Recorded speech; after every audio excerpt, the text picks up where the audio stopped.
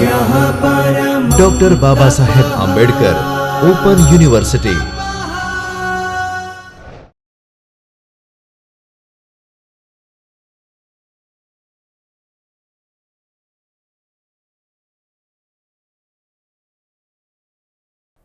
નમસ્કાર. Doctor Baba Saheb Ambedkar open યુનિવર્સિટીના ચૈતન્ય સ્ટુડિયોમાં હું ડૉક્ટર સોનલ ચૌધરી ઇતિહાસ વિષયના આજના આ વ્યાખ્યાનમાં આપ સર્વેનું હાર્દિક સ્વાગત કરું છું.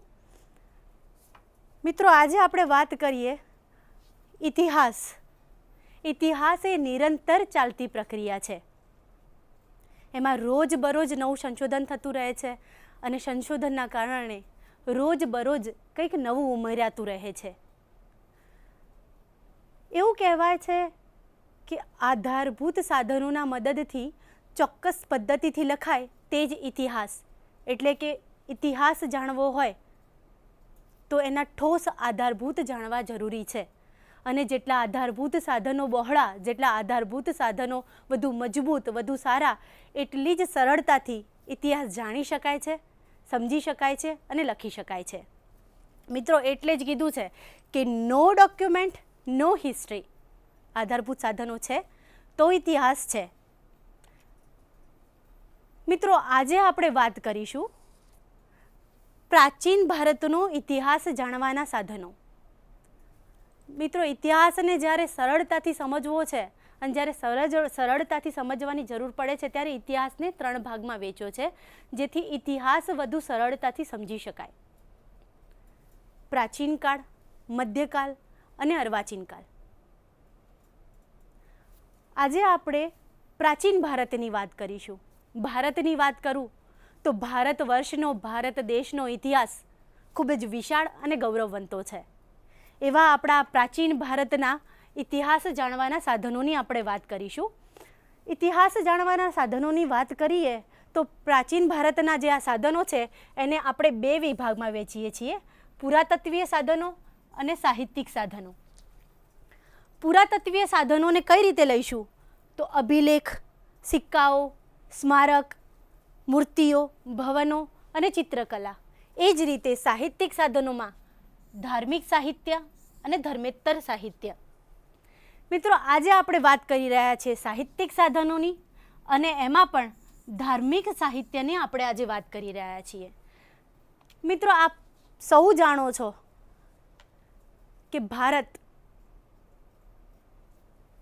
અને ભારત દેશ એ ધાર્મિક દેશ છે, અનેક ધર્મો સાથે સંકળાયેલ દેશ છે. પ્રાચીન ભારતની વાત કરું તો પ્રાચીન ભારતનો જ્યારે ઇતિહાસ જાણીએ છીએ ત્યારે એના ધાર્મિક સાહિત્યમાં હિન્દુ સાહિત્ય, જૈન સાહિત્ય અને બૌદ્ધ સાહિત્ય, આવા 3 સાહિત્યથી પ્રાચીન ભારતનો ઇતિહાસ આપણે જાણી શકીએ છીએ. મિત્રો, ઈસવીસન પૂર્વેની જે 6ઠ્ઠી સદી હતી, હિન્દુ ધર્મની સાથે સાથે ઈસવીસન પૂર્વેની 6ઠ્ઠી સદીમાં 2 મહામાનવો થઈ ગયા, ગૌતમ બુદ્ધ અને મહાવીર સ્વામી. અને આ બંનેને ઉપદેશોને, આ બંનેને ઉદ્દેશીને જે સાહિત્ય લખાણું તે જૈન સાહિત્ય અને બૌદ્ધ સાહિત્ય તરીકે આપણે ઓળખીએ છીએ. સૌપ્રથમ આપણે જોઈશું હિન્દુ સાહિત્ય. હિન્દુ સાહિત્યમાં કેવું સાહિત્ય છે? તો પહેલાં છે વેદો. સૌથી પ્રાચીન સાહિત્ય આપણું એટલે વેદ. પછી છે ઉપવેદ, વેદાંગ, બ્રાહ્મણ ગ્રંથો, આરણ્યક, ઉપનિષદ, સ્મૃતિ ગ્રંથ, પુરાણ અને મહાકાવ્ય. આને આપણે વિસ્તૃત રીતે જાણીએ. મિત્રો, સૌપ્રથમ આપણે લઈશું વેદ. વેદમાં આપણે બાળપણથી ભણતા આવ્યા છીએ કે 4 વેદો છે. કયા કયા? તો ઋગ્વેદ, યજુર્વેદ, સામવેદ અને અથર્વવેદ. આ 4 વેદોની આજે હું વાત કરું મિત્રો, તો ઋગ્વેદ છે એ સૌથી પ્રાચીન સાહિત્ય અને સાથે સાથે એ સૌથી પહેલો લખાયેલ વેદ છે.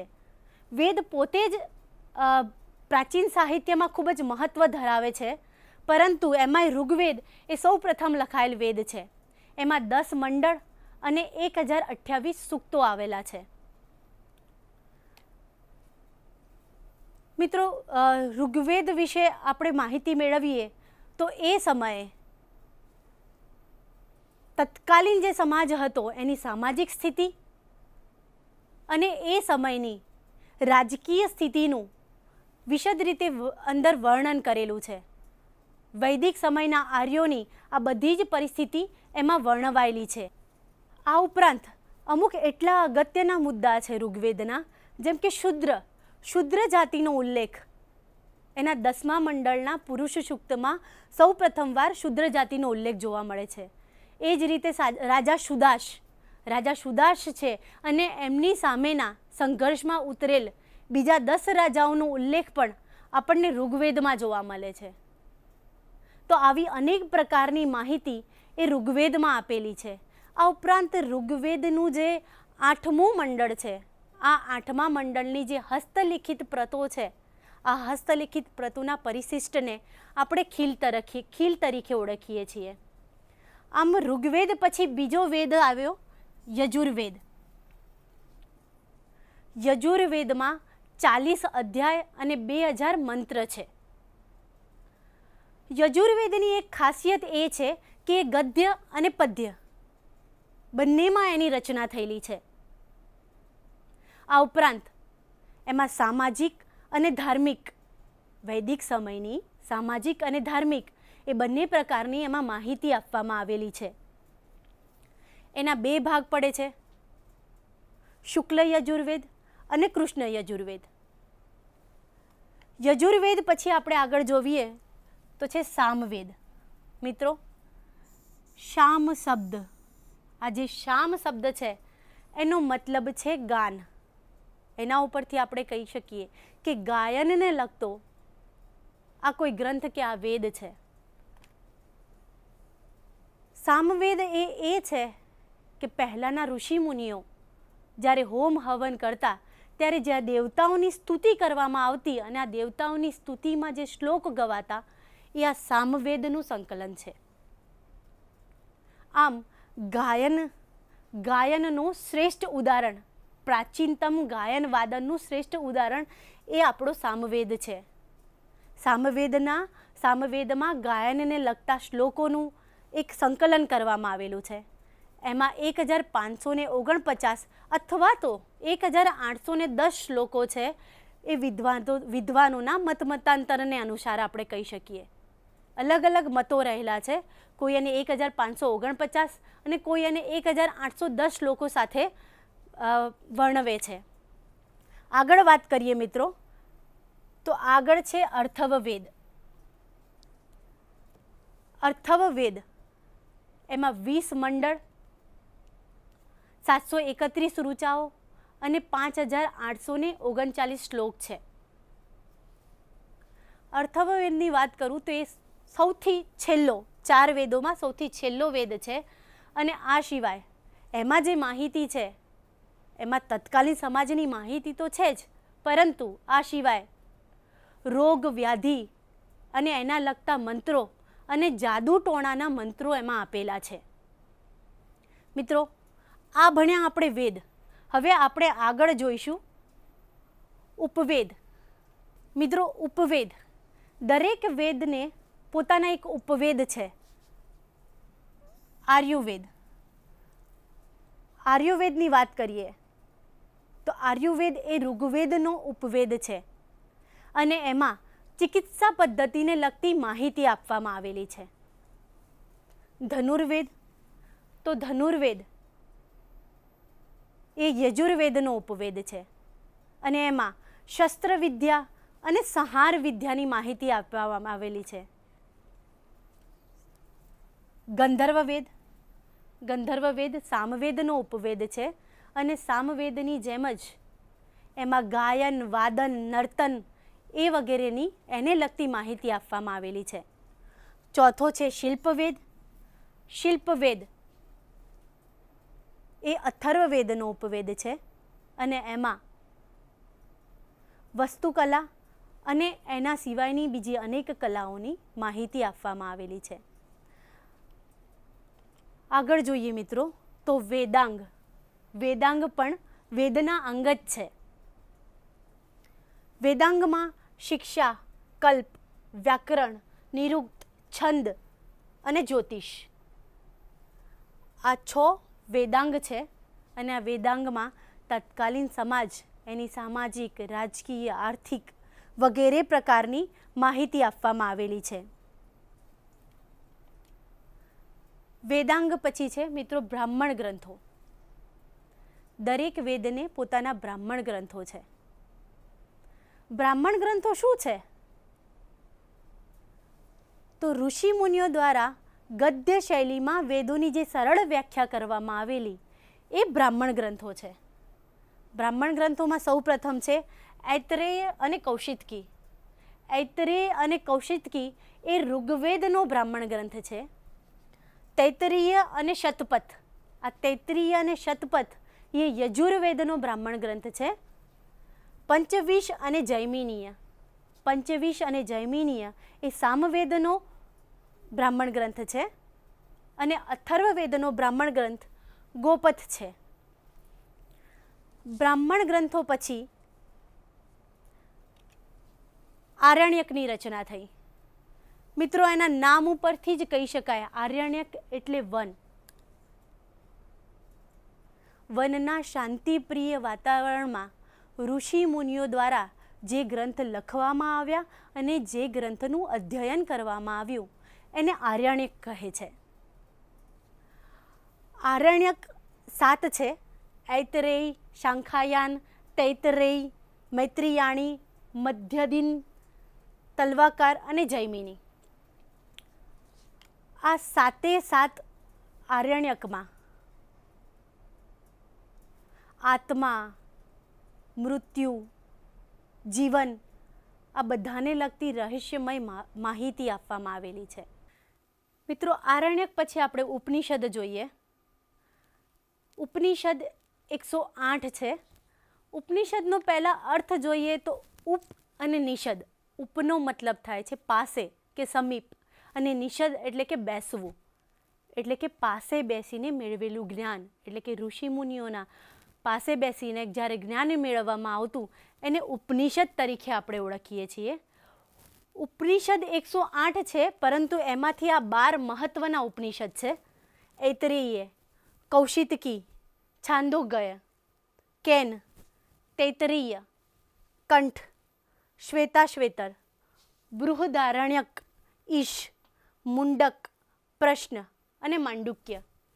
આ 12 જે છે ઉપનિષદ એ ખૂબ જ મહત્વના છે. ઉપનિષદમાં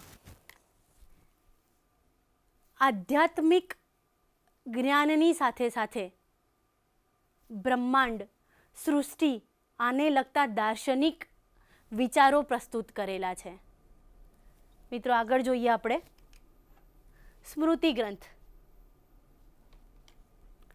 સ્મૃતિ ગ્રંથ એ વૈદિક આર્યોના કાનૂનને લગતો સંબંધિત ગ્રંથ છે.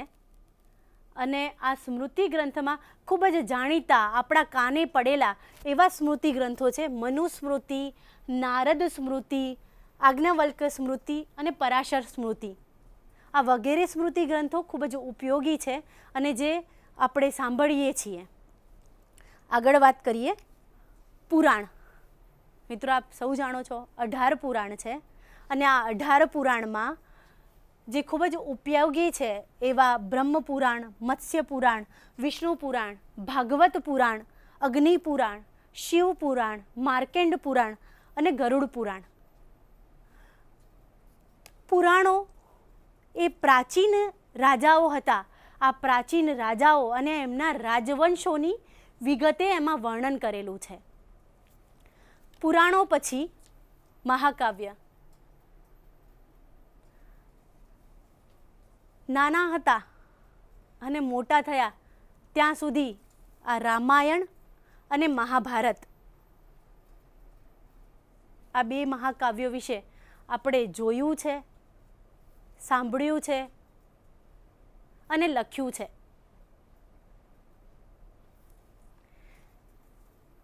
રામાયણની રચના મહર્ષિ વાલ્મીકીએ કરી અને મહાભારતની રચના વેદવ્યાસે કરી. બંનેમાં એક નાયક છે. એક જગ્યાએ રામ નાયક છે અને એક જગ્યાએ કૃષ્ણ નાયક છે. અને આ નાયકની આજુબાજુ એ સમયની સામાજિક પરિસ્થિતિ અને બીજી ઘણી બધી પરિસ્થિતિ વણી લેવામાં આવી છે. પરંતુ મિત્રો, આ બંને જે મહાકાવ્યો છે આપણા, આ બંને મહાકાવ્યોનો જે સમયગાળો છે, એની રચનાકાળ છે, એના વિશે આપણા વિદ્વાનોમાં અલગ અલગ મત છે.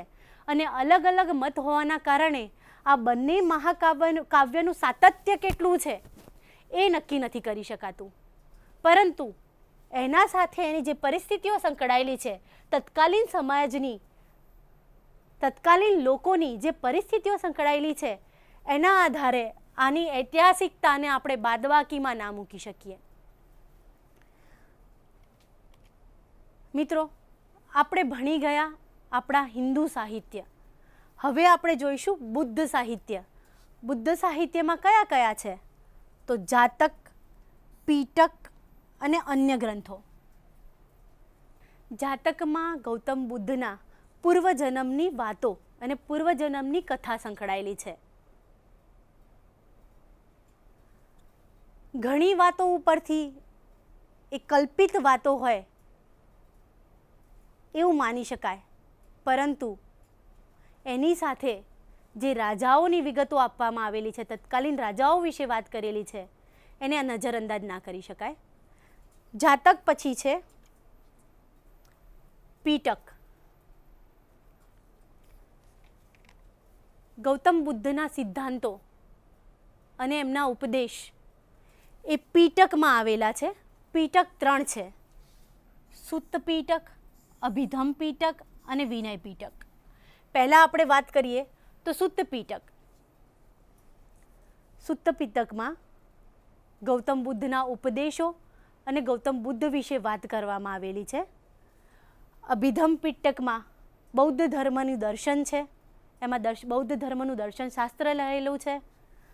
અને વિનય પીટક, તો વિનય પીટકમાં બૌદ્ધ ધર્મના સાધુ સંતવીઓને પોતાના મઠમાં કે બૌદ્ધ ધર્મના સાધુઓને અને સાધ્વીઓને જે આચાર વિચાર કરવાનો આવતો, જે આચાર વિચારના નિયમો હતા, તે વિનય પીટકમાં રહેલા છે. આગળ જોઈએ મિત્રો તો છે અન્ય ગ્રંથો. બૌદ્ધ ધર્મનું જે સમગ્ર સાહિત્ય છે, મોટાભાગનું સાહિત્ય છે, એ પાલી ભાષામાં રચાયેલું છે. એ જ રીતે આ દીપવંશ અને મહાવંશ એ પણ પાલી ભાષામાં જ રચાયેલા છે. દીપવંશ અને મહાવંશની વાત કરું તો દીપવંશ અને મહાવંશની રચના શ્રીલંકામાં થયેલી છે અને એમાં શ્રીલંકાના રાજાઓનો, રાજવંશનો ઇતિહાસ આપેલો છે. પરંતુ મિત્રો, લંકાનો અને ભારતનો સંબંધ એ પ્રાચીન કાળથી જ ખૂબ જ મજબૂત રહ્યો છે અને માટે પ્રાચીન ભારતનો ઇતિહાસ જાણવા માટે દીપવંશ અને મહાવંશ એટલું જ ઉપયોગી છે. અશ્વઘોષ કે જેઓ કનિષ્કના સમયમાં થઈ ગયા અને તેઓએ બુદ્ધ ચરિત્ર, સૌદરાનંદ અને સારીપુત્ર પ્રકરણ આ 3 ગ્રંથોની રચના કરી, જેમાંના શરૂઆતના 2 એ કાવ્યો છે અને સારીપુત્ર પ્રકરણ એ નાટક છે. એમાં કનિષ્કના સમયની અને તત્કાલીન સમયગાળાની ઘણી બધી વિગતો જાણવા મળે છે. એ જ રીતે મિલિંદપનો, યુનાની રાજા મિનિન્ડર અને બૌદ્ધ સાધુ નાગસેન, આ બંને વચ્ચેનો જે વાર્તાલાપ છે એ મિલિંદપનોમાં છે. આધ્યાત્મિક પ્રશ્નોની સાથે સાથે સામાજિક અને સાંસ્કૃતિક સ્થિતિનું વર્ણન મિલિંદપનોમાં કરેલું છે. અન્ય ગ્રંથો ઉપર જઈએ તો દિવ્યાવદાન, મહાવસ્તુ, લલિત વિસ્તાર, મંજુશ્રી મૂલકલ્પ, અંગુત્તર નિકાય, આવા અન્ય ગ્રંથો પણ છે કે જેમાંથી તત્કાલીન પ્રાચીન ભારતની પરિસ્થિતિ અને તત્કાલીન પ્રાચીન ભારત એ ખૂબ જ સારી રીતે જાણી શકાય છે. જેમ કે અંગુત્તર નિકાયની વાત કરું તો અંગુત્તર નિકાયમાં 16 મહાજન પદોની વાત કરવામાં આવેલી છે. હિન્દુ સાહિત્ય ભણી ગયા, બૌદ્ધ સાહિત્ય ભણી ગયા. હવે આપણે જૈન સાહિત્ય તરફ જઈશું. જૈન સાહિત્યમાં સૌથી અગત્યના છે આગમ અને અન્ય ગ્રંથ. આગમોની વાત કરું મિત્રો, તો જ્યારે જૈન સાહિત્યની વાત કરીએ તો આગમોની વાત કરવી ખૂબ જ જરૂરી છે, કારણ કે જૈન ધર્મનું સૌથી મહત્વનું સાહિત્ય એ આ આગમ છે. જૈન ધર્મનો ઉપદેશ એ સંસ્કૃત ભાષાને છોડીને તત્કાલીન સમાજની જે અર્ધમાગધી ભાષા હતી એને સાથે રાખીને અને અર્ધમાગધી ભાષામાં જૈન ધર્મનો ઉપદેશ આપવામાં આવ્યો, અને માટે જ આ જૈન ધર્મનું સાહિત્ય પણ અર્ધમાગધી ભાષામાં જ છે. આગમોની વાત કરું મિત્રો, તો આગમોમાં 12 અંગ, 12 ઉપાંગ, 10 પ્રકરણ, 6 સંદ, 6 છંદસૂત્ર, નંદીસૂત્ર, અનુયોગ દ્વાર અને મૂળ સૂત્ર.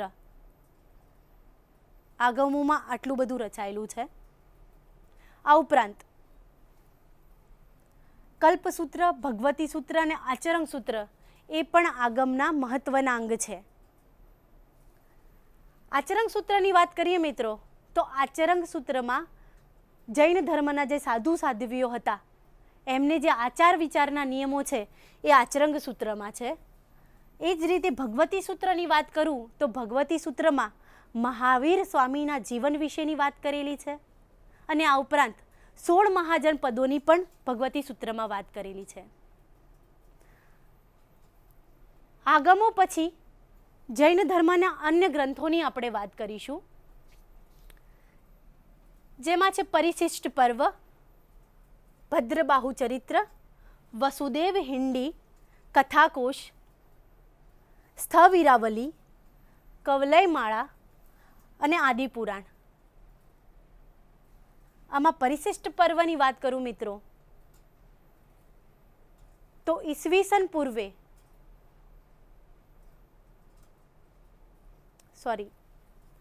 આમાં પરિશિષ્ટ પર્વની વાત કરું મિત્રો, તો ઈસવીસનની 12મી સદીમાં હેમચંદ્રાચાર્ય દ્વારા પરિશિષ્ટ પર્વની રચના કરવામાં આવી, અને આ પરિશિષ્ટ પર્વ જૈન ધર્મનું અગત્યનું સાહિત્ય છે.